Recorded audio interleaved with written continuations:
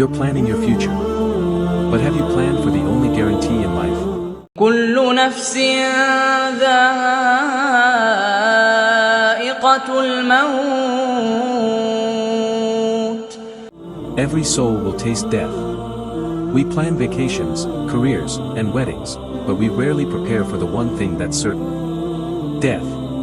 Allah says, every soul will taste death. Not might, not could, will. It's not a scary message, it's a reminder.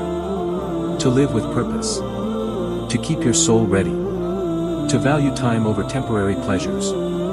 What legacy are you leaving? What deeds are you investing in? This verse doesn't want to frighten you, it wants to wake you up. Because if you live with Akira in mind, your life becomes meaningful. Comment, forgive me, Ya Allah, if this reminded you of your purpose. Share this with someone who's focused only on the dunya.